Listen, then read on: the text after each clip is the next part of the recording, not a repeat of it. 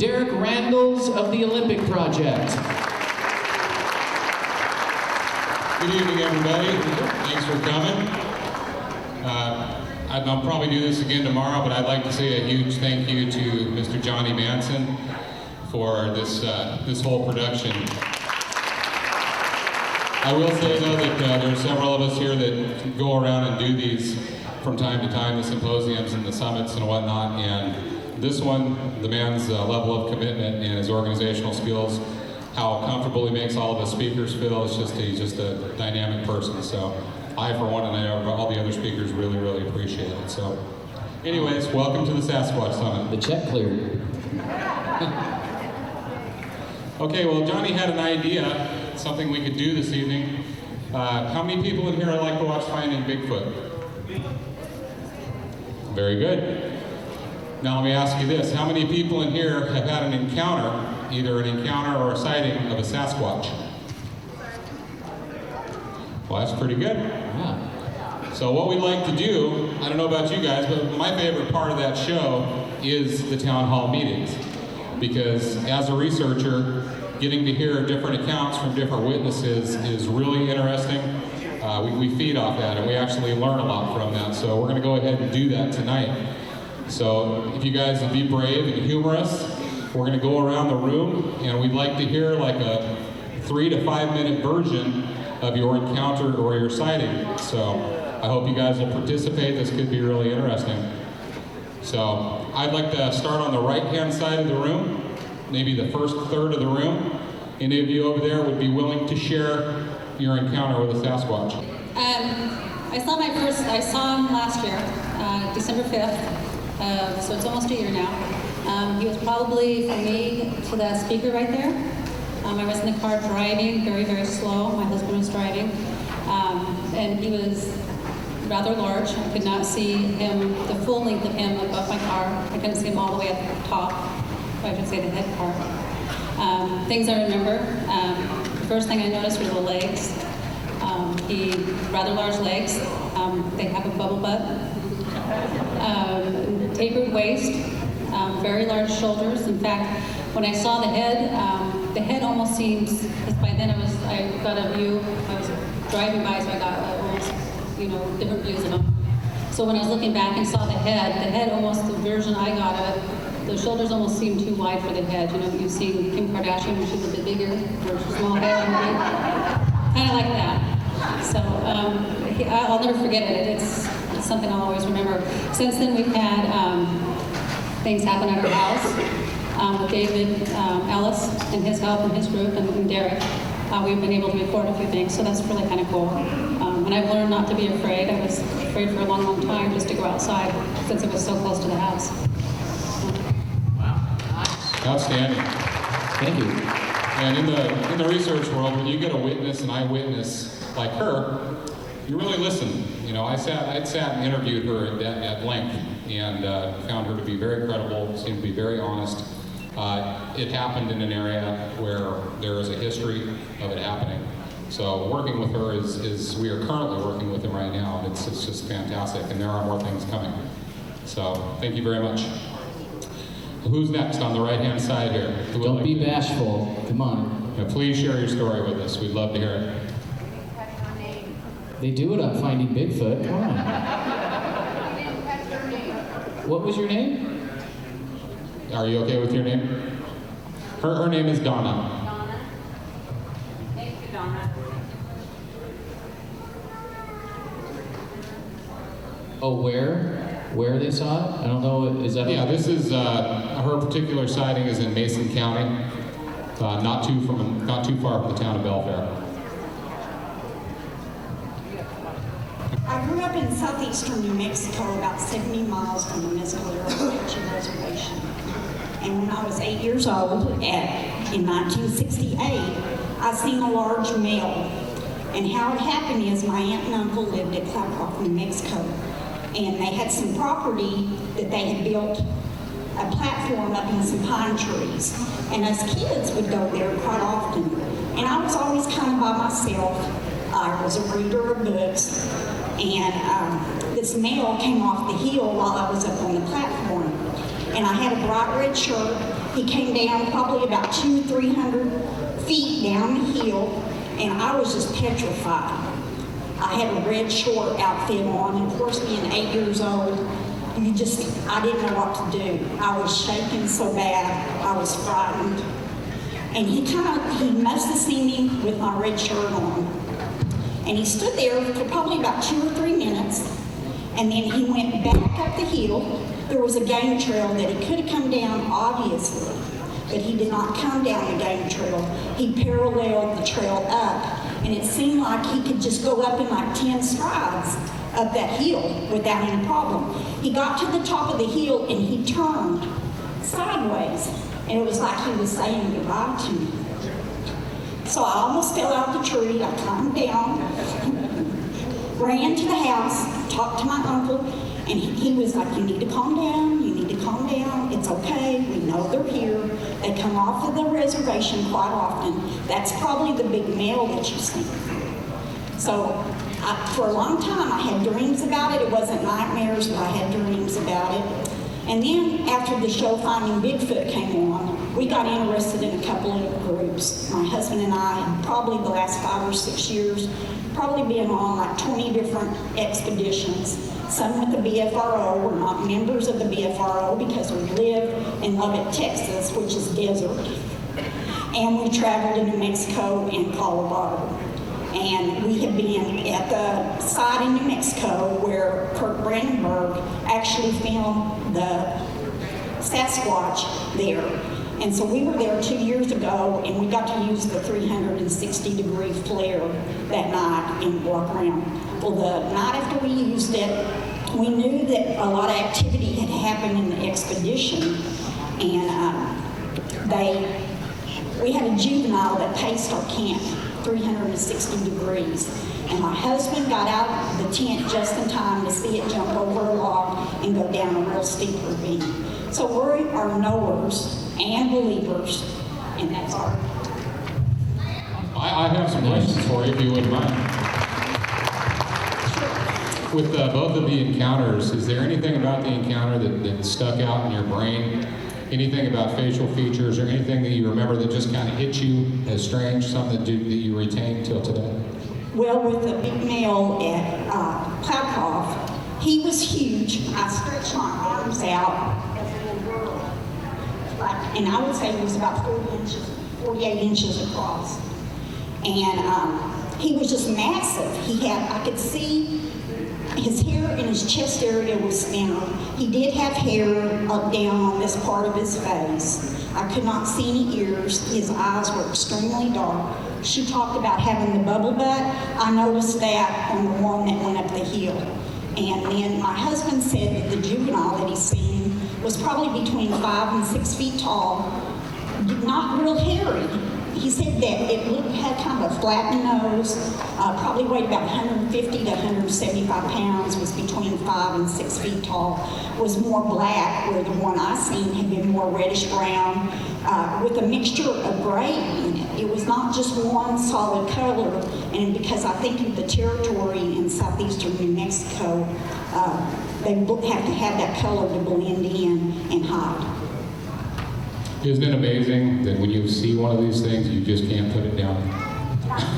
I still get real shaky when I talk about it. It's a phenomenon. And I'm excited to be here because my husband's in Saudi Arabia working, and he had made plans to come. And I came without him all the way from Texas. So I'm honored.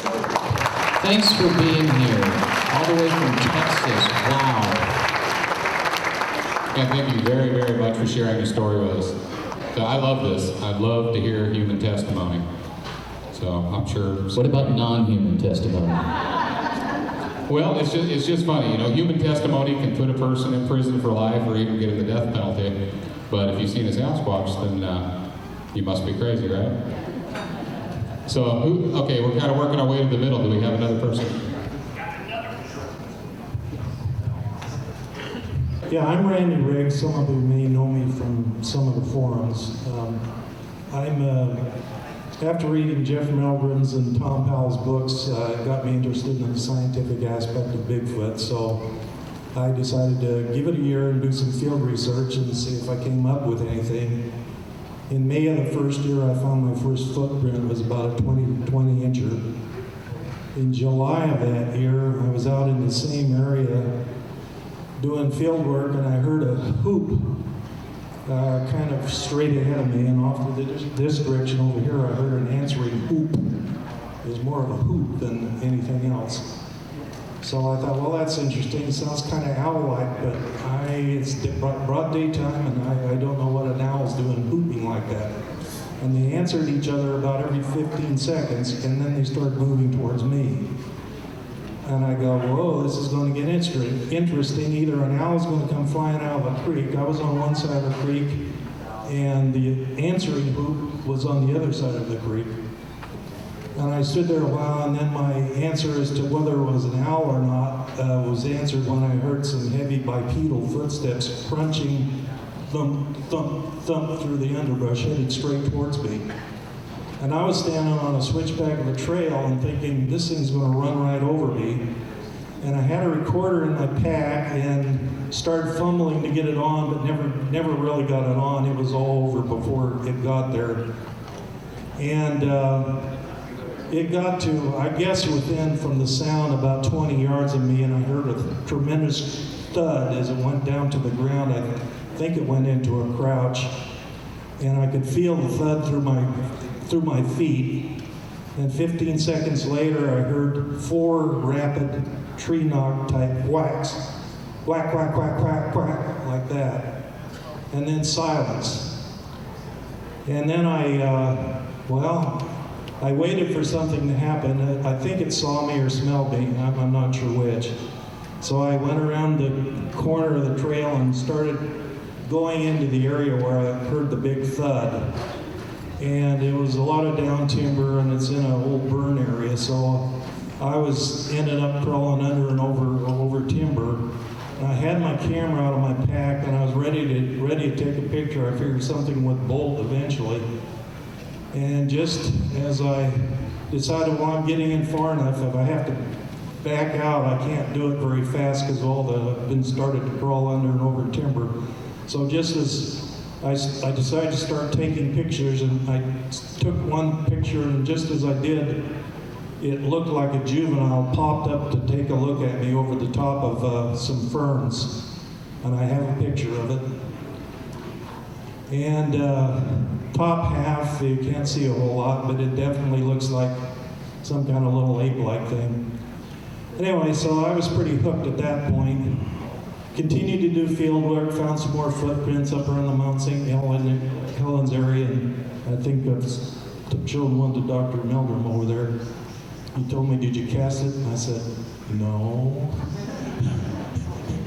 And he explained to me that a 17.5-inch footprint is probably not human. Well, I didn't know that. I thought there were big-footed people. It was kind of narrow, and he said, well, there are females. So anyway. But anyway, I read a lot about Bigfoot and infrasound, and because of my close encounter, I really didn't know if I believed it, because if I had approached that close to a juvenile, I would have thought that whoever was carrying it, and it was small enough to be carried, it was really small, would have laid it on me, zapped me, or whatever you want to call it. So I really didn't kind of believe it, but then in 22nd of March of this year, I was out in the same area, half a mile from where I had my encounter, and I checked a gifting tree that I'd set up, and the gifting was gone. It had been there a long time, and it was some snow on the ground, pretty muddy, and I decided to go back down to the creek to where I had my encounter. And I was going along the trail, all of a sudden my insides started buzzing energetically. I can't describe it as anything more than a very energetic buzzing. I couldn't hear anything, nothing was directional. But since my encounter that I missed the recording, I always have a digital recorder mounted on my pack running and record. And it hit me 4 times. I started talking to it, said, that's really basically, that's really cool, but you're scaring the hell out of me. Would you please stop it? And amazingly, it did. So I stayed there a while, had this irrational urge to leave the area. I don't know why. I was there looking for Bigfoot, and here's one potentially that just zapped me. And I did. I left the area, walked 15 minutes, found a footprint on the side of the trail, documented it, and was standing there looking at it and saying, why in the hell did I leave? So I turned around after documenting the footprint, went back, and nothing was there. Nothing happened. I heard some kind of thumps off in the brush and the heavy trees. Anyway, went home, listened to the tape. There was a digital recorder. Listened to the tape. Didn't hear anything on it. Was talking to somebody, another researcher online. He said, "Did you look for harmonics?" So I ran through it again and thought there was nothing there. There was nothing listening to it anyway. Ran through it again and I noticed some ticks on the digital graphics trays in the one spot where I wasn't moving, and I was moving pretty fast once it zapped me because I wanted to get out of there.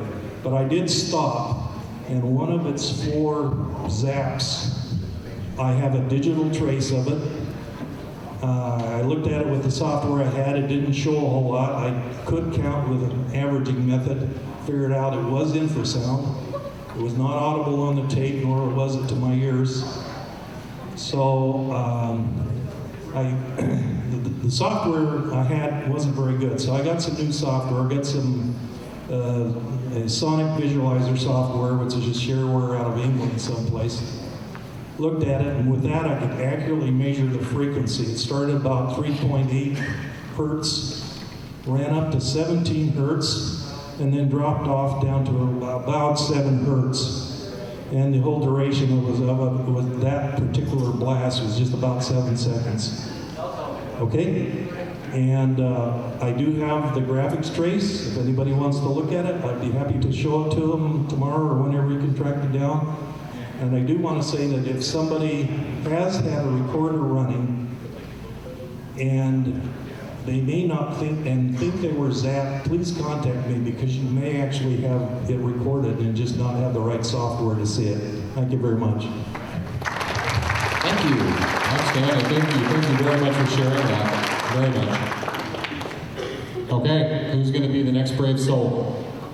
To the Quinault people and the chiefs, I'd like to just say, thank you for allowing me to be in your territories and to speak in your fine facility here tonight.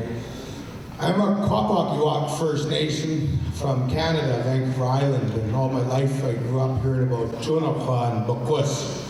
And I was told that if you don't behave yourself, the Townhall will reach your hairy arm through the door and grab you at night, so you have to behave.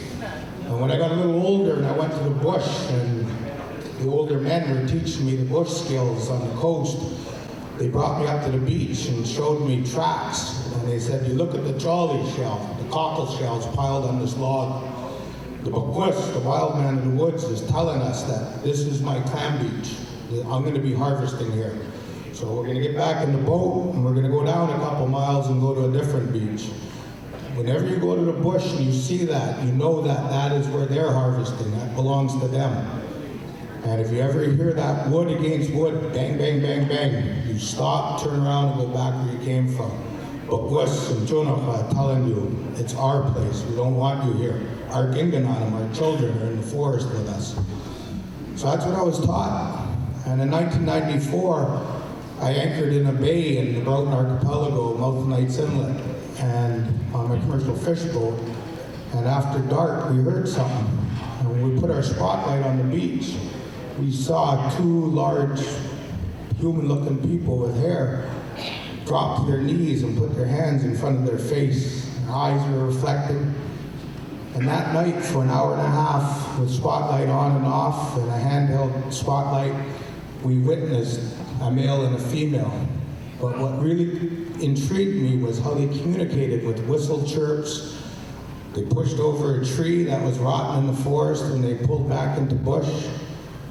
I saw my good friend, Dr. John Bindernagel here, and he wrote about it in his first book. But up there in Canada, we Kwak-Kwak-Iwak have the Chunakwa, wild woman in the woods. We also have a male Chunakwa with a mustache that's only used during great potluck ceremonies at certain times.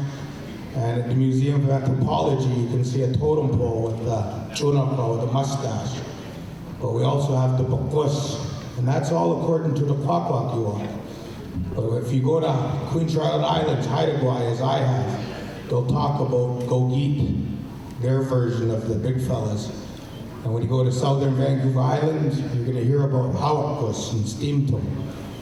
When you come to Canada, and if you come with us First Nations, you will see how even to this day we'll bring to life in dance and song and art the big fellas and the creatures that we share our world with. And up in Canada, after I started to find out how much interest was shown towards Sasquatch, Bigfoot, I started a television show called Aboriginal Adventures Canada, which I'm the host of. And hopefully while I'm here at this conference, I want to meet more people, hear about your stories, and hopefully one day I'm going to come down and film the First Nations or the American Indians in Washington State, and I want to hear their stories as well. Because since the dawn of our creations, we First Nations, American Indians, we know we share our world with another creature. Go in peace. Thank you very much. Thank you. Thank you very much.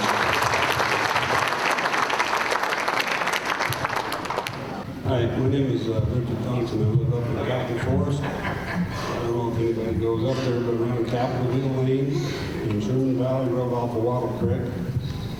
Me and wife came home one night and this pipe thing went across the road and said, "That's just a bear." I walk my dog up there every day, way up into the woods. And we came up to this one spot where they put a big culvert in. And you talk about stank.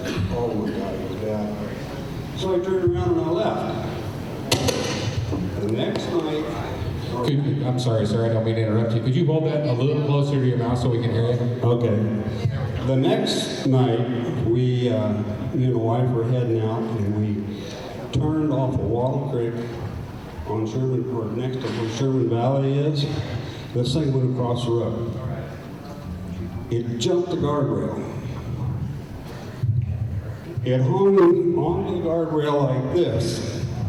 It spun this part of its body around like that, and it stared at us. It had red eyes and a flat face. I was closer to him and that guy sitting there with that pink coat. When we were looking at it, but try to tell somebody what you saw, it looked like you're nuts. But the smell, I just kind of brushed it off. So I watched the program and the guy said it smells like eggshell, rotten eggs, and wet hair. Well, I was close. I mean, I walked right up onto that thing, and I didn't see him, but the smell was enough to gag him. If I'm a believer, that's the only thing I can tell you. I did see that, and my wife did see it too. So, anyway. What town is that? Where's that county? Lake County, Thurston County. Yeah, I live right in where DNR is, so I can encounter cougar and bear because I walk there every day up into the hills. When you were that close to the sighting, is there, so you must have seen some pretty good facial detail. It was flat, and the red eyes just stared at you. I mean, they were about that far apart. But the paw was huge. And I mean, he just hung on to the guardrail when he jumped.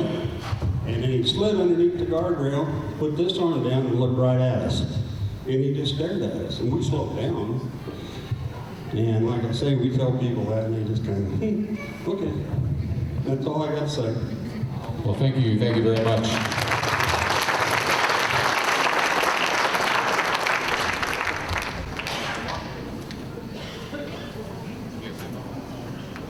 Okay, who's next? Who would like to share their story with us? My name's Louis Saxton, and I'm from Quinault.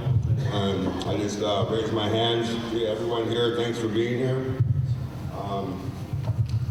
Like this man here was saying earlier, I grew up with stories about Siako. the wild man of the forest, and so I knew that he was, they lived separate from us and they didn't want to be seen, and so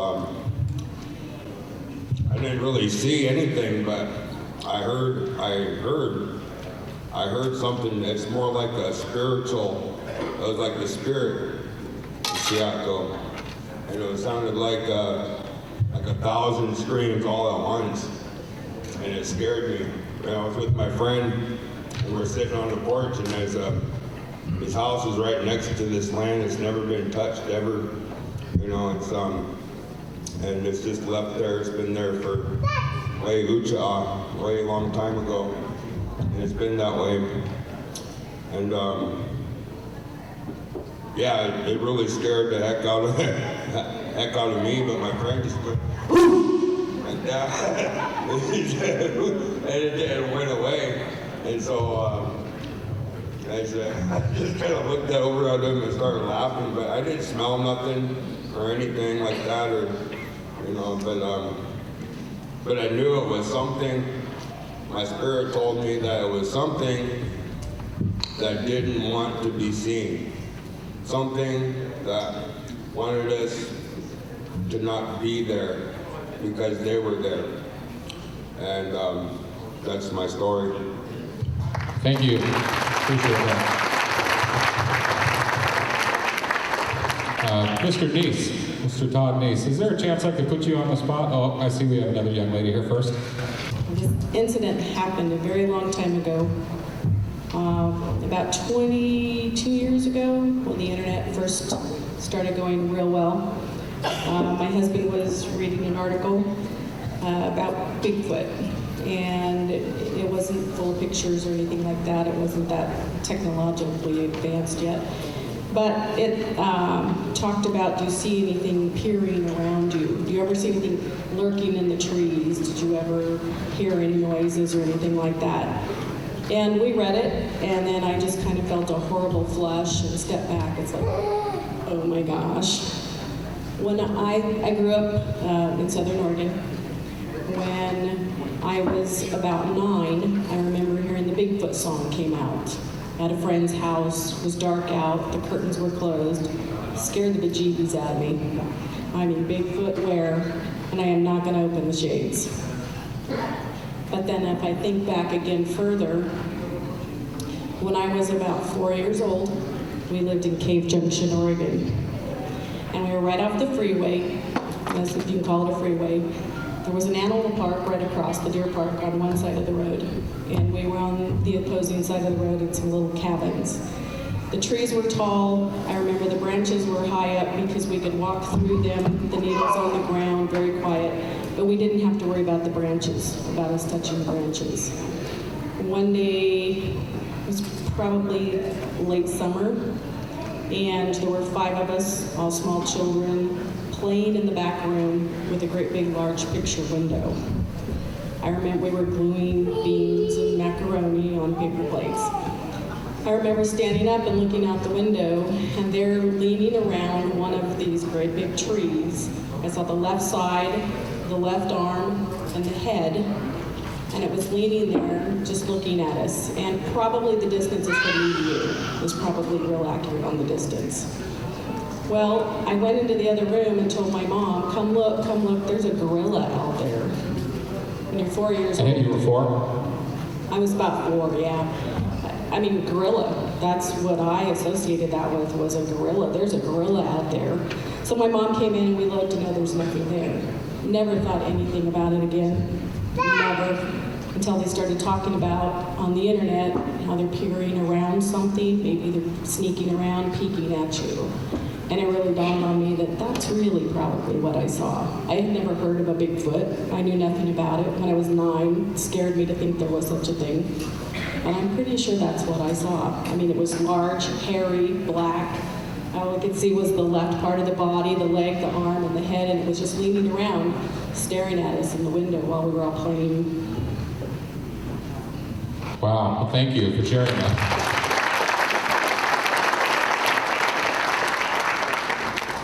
Does anybody else have a story they would like to share? I'm John.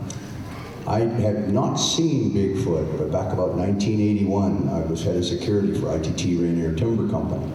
I patrolled about 175,000 acres of timberland and 25,000 miles of logging roads. We were having some problems with shake rats down off the Hoco main line.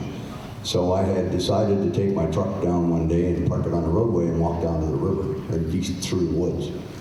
So I get down by the river and I notice there's a couple of the Lapush locals that are down there fishing. And they come up with some pretty good sized fish. And just towards the end of their time when they're packing up their gear, they leave about probably 10, 12 pound fish on the beach. And then they leave, and I watch them leave, and I'm wondering, what's wrong with that fish? So I walked down the beach towards the fish and took a look at it, and beautiful salmon. Why are you leaving a fish on the beach?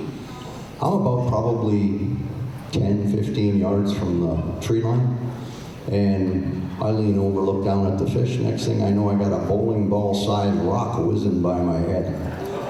I couldn't believe it. I'm going, what the heck was that? And I turn around to look into the timber, and now I've got some pieces of wood about the size of a baseball bat, maybe bigger, come flying out of the woods towards me.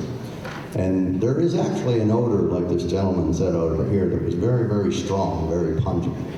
So, being an ex-military man that I was, I knew that no matter what, I was outnumbered. He had more rocks and sticks than I did, so I beat a hasty retreat, a tactical retreat, you might say.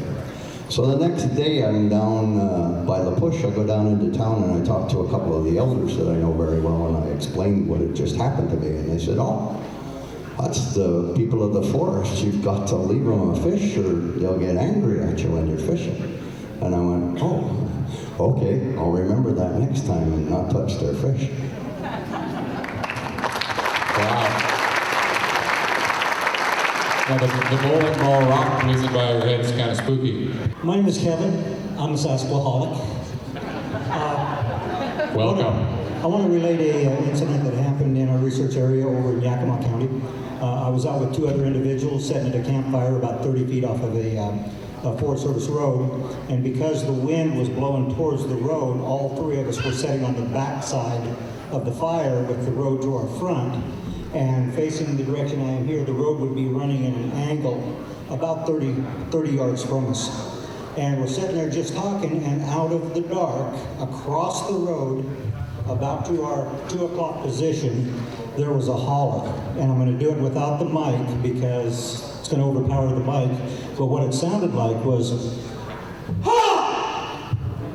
Only lower in bass, quite a bit lower in bass. But it was very loud, hurts my throat to even try it. And there's three of us sitting there. My good friend Bob was in the middle, and he stood up and hollered back at it.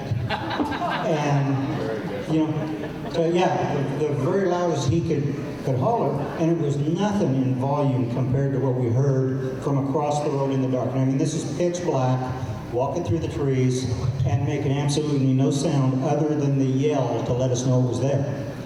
About 3 seconds after Bob had yelled at it, it yelled again, the same loud yell, holler I call it, and it was clear over here. And a lot closer, walking in the woods to avoid being seen out in the road. Okay. I've had several sightings, and this incident is more important to me than the sightings because 2 weeks later, our group was back up, and we were about, probably 15 miles to the south in a different drainage, and I was up over 6,000 feet. Everybody else had gone back down to a lower elevation to the main base camp, and I'm walking, and I've got 3 cougars stalking me. About a 250-pound female with 220 to 130-pound cubs.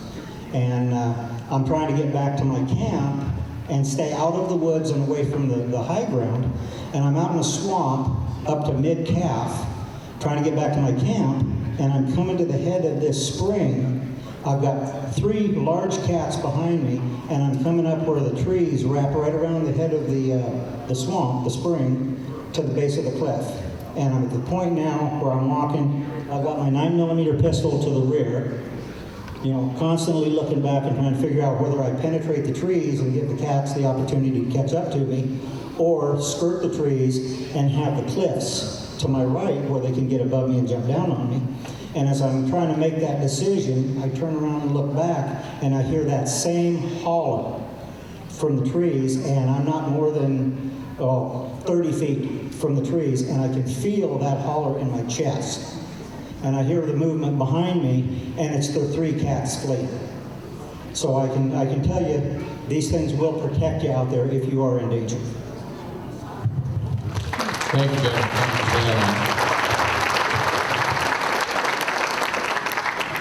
Right back here, there we go. We've been having ongoing activities since we had our house built in 2003 in Mason County, but I had no idea what it was until about 6 months ago when I first started reading up on Bigfoot based on something I'd heard somebody say about a hoax and a prank. And so when I started researching and listening to other people's stories, it just totally freaked me out, because I realized that a lot of the stuff that I'd been having happen at my place totally fit the bill for it. And I did encounter the smell when I took my kids for a walk, because it's a dirt road.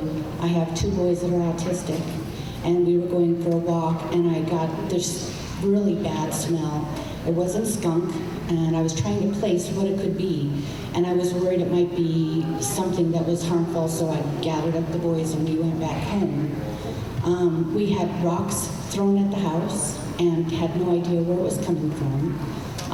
I've heard the samurai chatter when I was sunbathing in my tent in the backyard while the kids were at school. And I was like, well, that's really weird. I don't remember any Oriental people living up here, because there's only a couple of neighbors that live up there. And we've got several structures in the area. Can I ask you where that's at? Mason County? Mason County. I mean, a little more general. I live in Mason County. That's why I'm curious. Pretty cut off. Okay, thank you. So just a lot of ongoing activity. Leaving the house at night to go get stuff out of the garage, I'll hear 3 wood knocks, and then as I get ready to go back in the house, I'll hear 2 wood knocks, and just a lot of different things that just, so I'm here trying to make sure that I don't need to be as frightened as I've been since I've started researching. Well, it's the frightening. Thank you for sharing your story. The frightening part is questionable. Everybody has a different opinion on that. Thank you very much. Is there anybody else here that would like to share their story before I pick on a couple people? I grew up out on Burroughs Road. My stepfather was an avid hunter. I knew what bear looked like. We always had some kind of fowl hanging over the oil stove there. He was a poacher, so there's always a deer out in the garage. I've got pictures of my brother sitting on a bear in the kitchen, So I knew animals even being at 5. And I knew if I ever saw a deer or something to let my mom know. And I was standing in the, if anybody remembered the Copans? Anybody remember Copans in the cranberry bog? Well, our backyard met with their cranberry bog, which was wide open.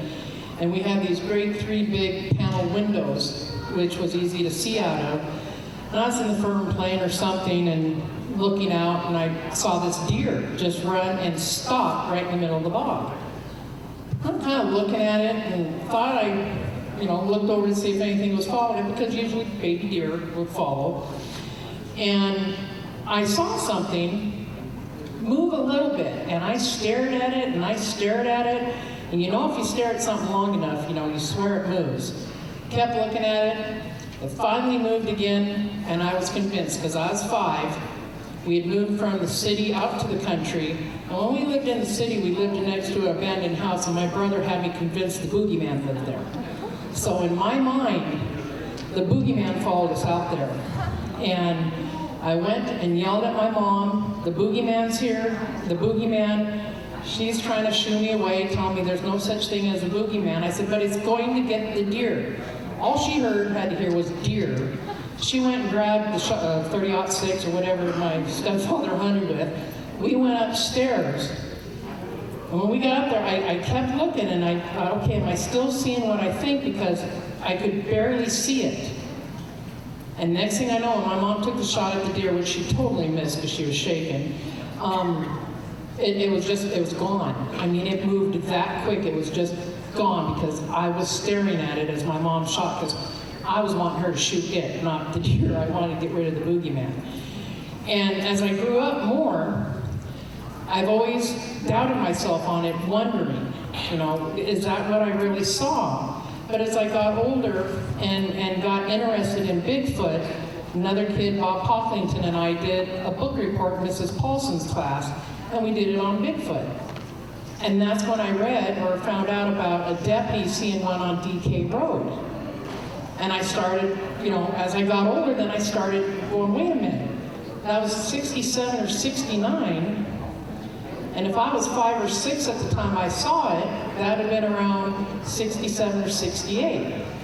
So it just kind of helps me to believe more that, no, I wasn't seeing things, and it was the boogeyman, but Bigfoot. I truly believe that's what I saw. Thank you. You gonna do it?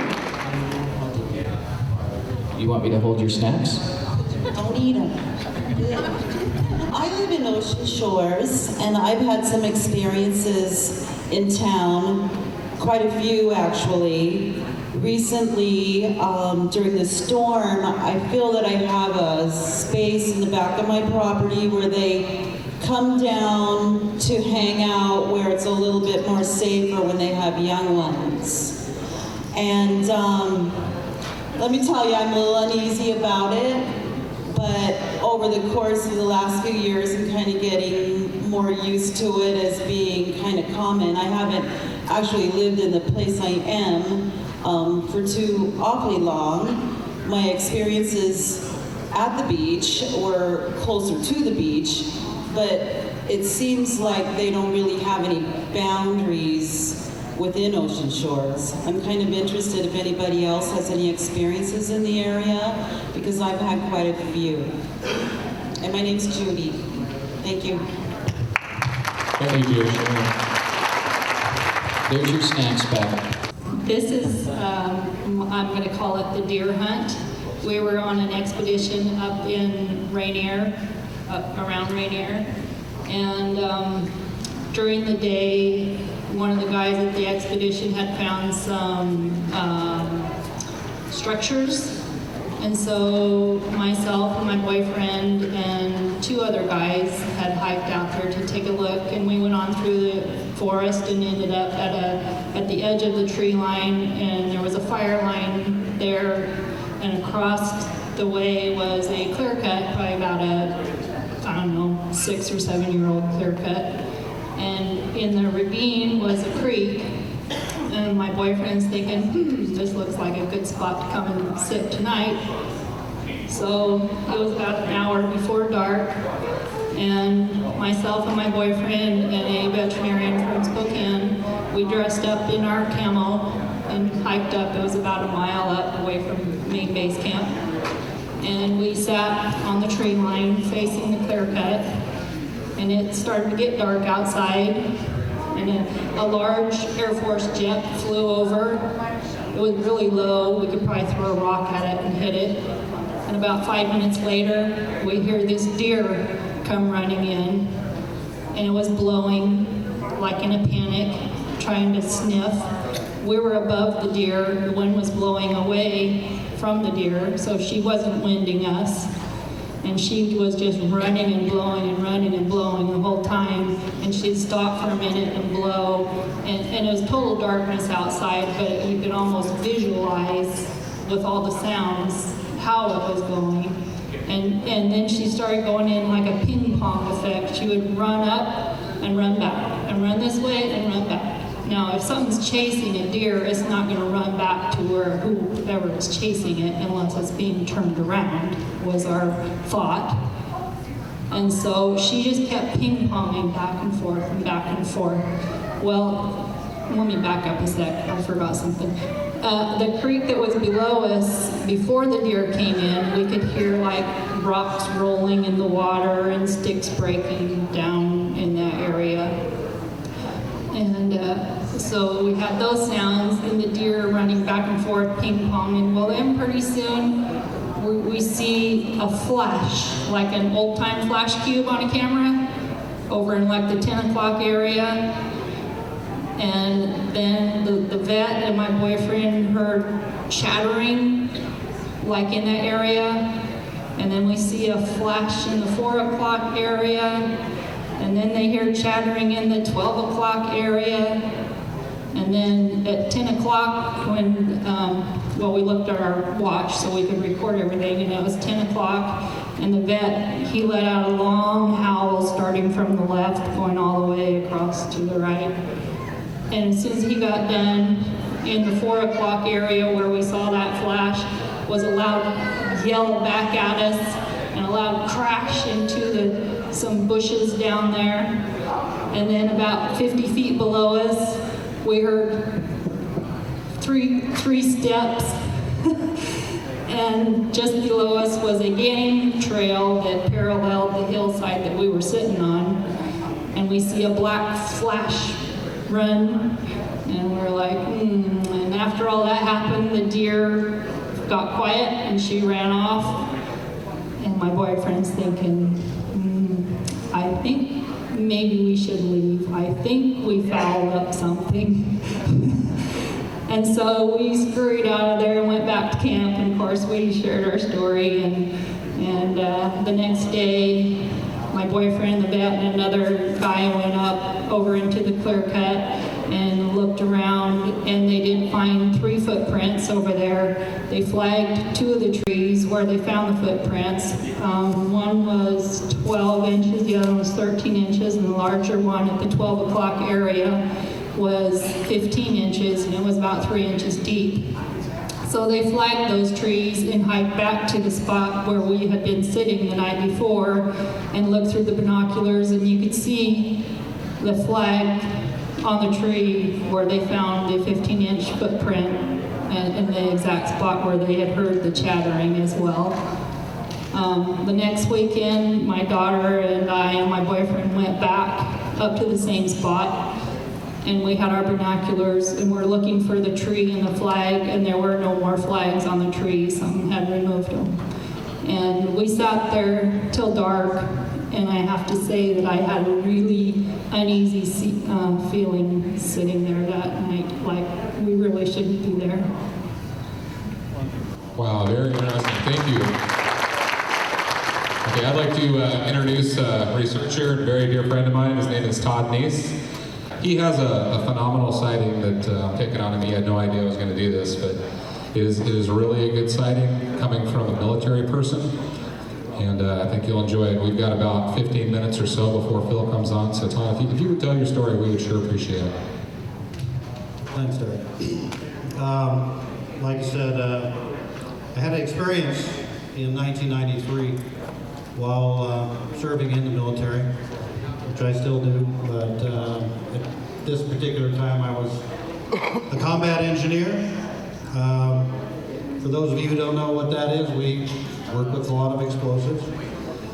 And on this particular day, it was April 3rd, 1993, like I said, that we would once a year go out to an open area where we could go and do very large explosions, and this was that time of year. So we had 3 separate sites that we did our blasting at. These were all gravel quarries. It was on private timberland, which was off limits to the public. And so I'm going to give you the short version because I know we don't have a whole lot of time, but we're good. We've got 15 minutes, 10 to 15 minutes. So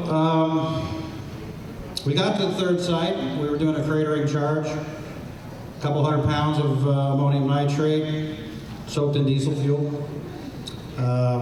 We put our blasting caps in, dual primed it, pulled the fuse igniters, and per SOP we would get in the trucks and convoy down to a safety staging area where we would wait for the explosion and then go back and check our work. So as we're coming down the hill with this bomb taking off behind us, we we rounded a corner. Now I'm a passenger in a Humvee Jeep, second one in line, and I used to live in that area, and I hunted that area quite extensively for both deer and elk. So, beautiful day. I did what I naturally did. That I had my window unzipped. I'm leaning out the window, and I'm scouring the countryside looking for any kind of wildlife, and I found some. Not quite what I expected, but as we rounded this corner, we got into full view of the second rock quarry that we had just detonated at perhaps an hour earlier. And standing out in the open in this rock quarry were 3 huge, jet black, hair-covered Bigfoot. And they all stood in a row. They were watching our trucks as we descended across the ravine. And suffice to say, I was in absolute shock upon seeing this. You know, my first thought was, what are those people doing over there? Because we generally keep together in these very serious, dangerous exercises. But I didn't even finish the thought. It was like, what are those? Oh, those aren't people. So I didn't know whether I was going to get a 5-second look or the 25-second look, which is what I ultimately got, which is a pretty good look. And in describing them, the one in the middle was a full head taller than the 2 that flanked it on either side. And I'd estimate the height was close to 9 feet in height. These things were built like bodybuilders. All 3 of them had the same silhouette. Yeah, they were standing on 2 legs. They had 2 arms, but they were not people because those arms went way below their knees. There was no visible neck. Their chests were massive and their waist tapered down. I mean, they looked like bodybuilders. They really did. They were very, very, very healthy, very fit animals. The one in the middle stood there like a statue. It did not move. But the 2 that flanked it on either side were doing this rocking back and forth motion. They were shifting weight from foot to foot, and in the process, their arms were swinging back and forth across in front of their knees. So I've been a researcher ever since. It was a life-changing epiphany for me, and just to follow up on that, I had assumed I was the only person who had seen these things. And because of that, like most people, I had come to the conclusion in very short order that I wasn't going to tell anybody. I'm a non-commissioned officer in the military, family man. At that time, I was the vice president of the company, and I kind of had to put that on a scale and go, let's see. Keep the reputation you got, or have people question your integrity or maybe even your sanity. So I just said, just keep your mouth shut, Todd. Well, that changed as well because obviously here I am. But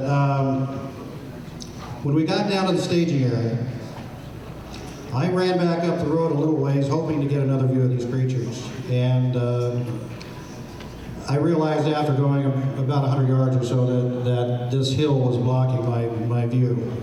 But as I stood there with my hand up to my head looking off in the distance, another soldier approached me. And I heard, "Hey, niece."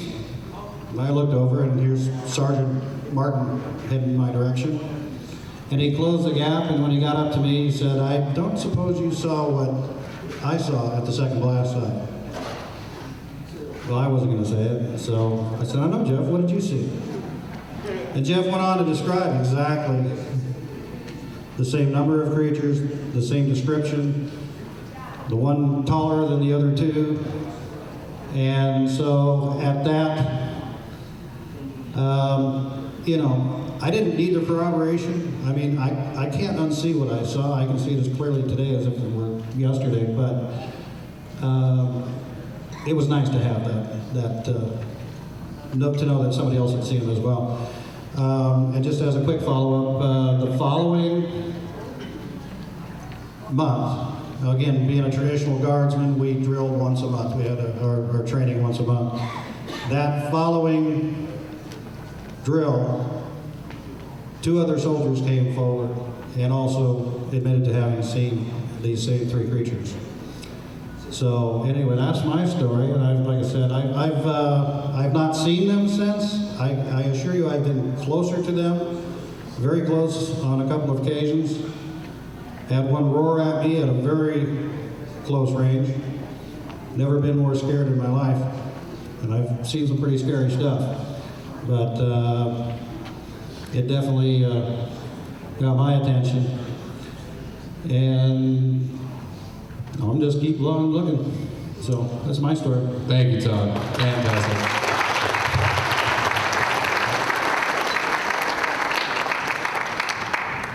That story always hits me hard. So we really appreciate you sharing that with us. We probably have time for one more, or maybe a condensed one. Would anybody else like to share their experience with us today? Got in the back here. I'm going to take you back to the first encounter that I had, which led into a sighting. It was up in Canada, up in BC's north of Kamloops, by about 50 miles. Is a fishing lodge. It was called Skitchin Lodge.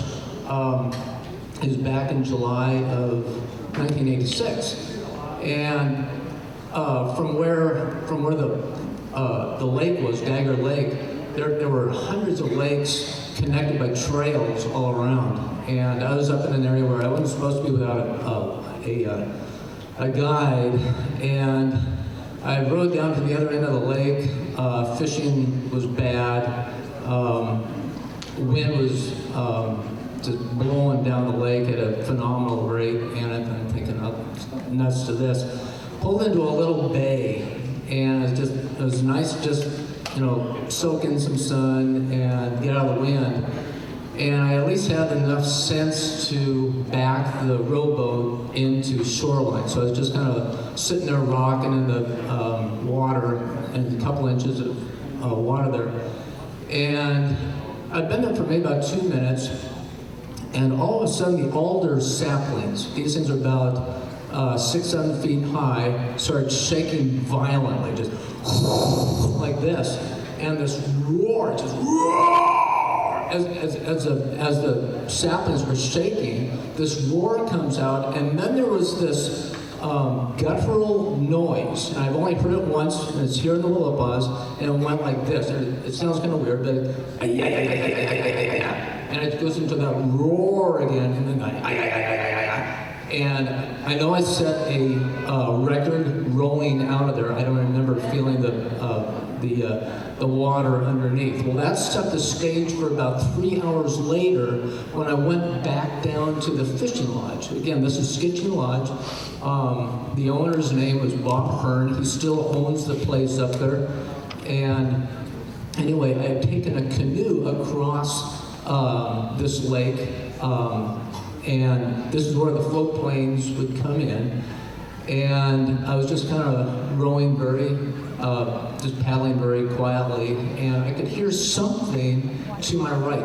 And I was about 20 feet off the shoreline. And I used to sit up when I was a little kid, listening to the sounds of the night, and I'm thinking, okay, it's probably just a raccoon or something. I'm just kind of paddling down, and I hear some more noise. I'm thinking, what the jack is, what the heck is going on here? And I'm thinking, oh, okay, it must be one of the guides from the fishing lodge. And so I said, hey, come on, man, let me do some fishing here. And it was dead silent. I'm thinking, what the heck is going on? And so I just started paddling a little bit more, and the alder saplings lining this lake were so thick you could not see in underneath the canopy of the trees. And there was coming, as I'm paddling, there was coming a spot where it was the alder saplings were thinning out, and I'm just kind of panning the area, and I can hear crunch, snap. I'm thinking, what the heck? And just as my focus is spotting this one thinning out area where the sunlight's coming in, what I'm seeing is from about the elbow on up of this thing loping along, just kind of like this, looking at me. And it didn't have a cone head. It was a little bit more rounded, very, very dark. The eyes had they were brown, but they had a red tint, enough to just scare the bejeebers out of you as you're thinking back about it. And I'm thinking, you've got to be kidding me. I don't even have a camera out here. Then I got thinking, oh wait, but I had an instrument camera. It's too late. I kept going down to the other end of the lake. I'll do this as fast as I can. I could still hear this thing walking up over this rock outcropping, and then it disappeared. I'm thinking, okay, that's the end of that. Okay, I don't want to see this thing again. The thing had popped out at the other end of the lake in a swampy area, full view, and it just looked at me, and then just traipsed into the marsh and then disappeared. And that set the stage for down here in the greater Raymond area. And so, as I say, I've been calling these things in, and so it's I've had too many encounters to even try to talk about them. But anyway. Yeah, it's interesting what that gentleman was saying, because a lot of what he was saying is like, okay, yeah, I know that. So, thank you. Thank you. Thank you very much. And speaking publicly is a difficult thing to do. And to everybody that shared their story tonight, we really, really appreciate it. We appreciate it. I love hearing these stories. I could sit here for hours and hours and hours and listen. So a big thank you to all of you that shared your story. So I'm going to turn the mic back over to Johnny. Thank you, Derek Randalls. Give him a big round of applause. Thank you. Well, he thanks you.